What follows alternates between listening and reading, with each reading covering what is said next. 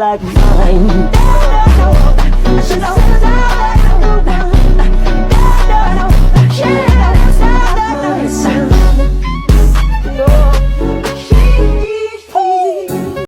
60 Jackson family members, one private screening room in Los Angeles. They came to celebrate the life of the king of pop. But before the lights came back up, something else happened. Janet Jackson began criticizing everything. The acting, the makeup, how the actors spoke, even how they walked. She had something negative about almost every scene. And then her brother Jermaine stood up. He looked his own sister in the eyes and said 4 words that no one in that room will ever forget. "Your career is in the toilet. You are so jealous. Just get on the wave." That is what Jermaine Jackson told Janet at the family screening of the Michael biopic. Let that sink in. A brother and sister who grew up together on stages around the world, who performed together, who lost a brother together. And now they are shouting at each other in a room full of family over a movie, over how Michael's story should be told, over who gets to control the narrative of the most famous musician in history. But here is what the headlines are not telling you. The screaming match is only the surface. The real divide runs much deeper.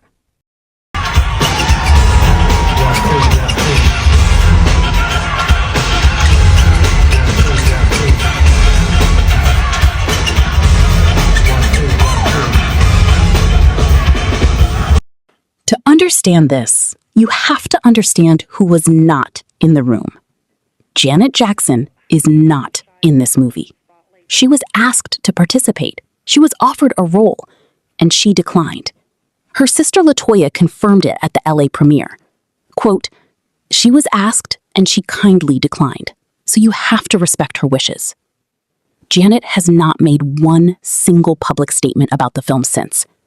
Her silence is louder than any interview, and her absence on screen speaks for itself.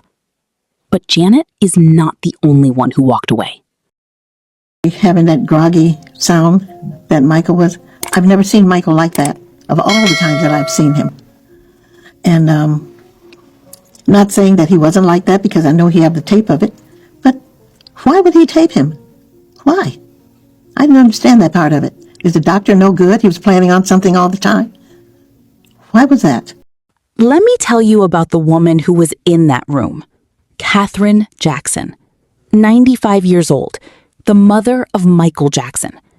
Before filming even began, producer Graham King visited her at home. He showed her a laptop with footage of Jafar in full hair and makeup as Michael. Katherine watched in silence. Then she said 2 words that made the producer forget every movie he had ever made. "That's Michael." She was moved to tears, not because of the budget or the box office potential, because she saw her son's face again, carried by her grandson. That is the woman at the center of this family, a mother who just wants her son's legacy to live on. And she is watching her children tear each other apart over how to do it. This film does not accurately portray my father's life. I shared my thoughts and opinions on the early script, yet they were completely ignored. From start to finish, I never truly took part in this project. What is even more unacceptable to me is that the film ultimately cast Jafar Jackson, my father's nephew, to play him, without giving his own children a more direct role in the process.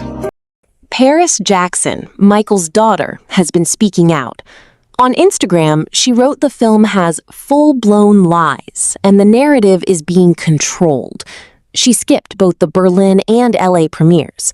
Her absence was not accidental.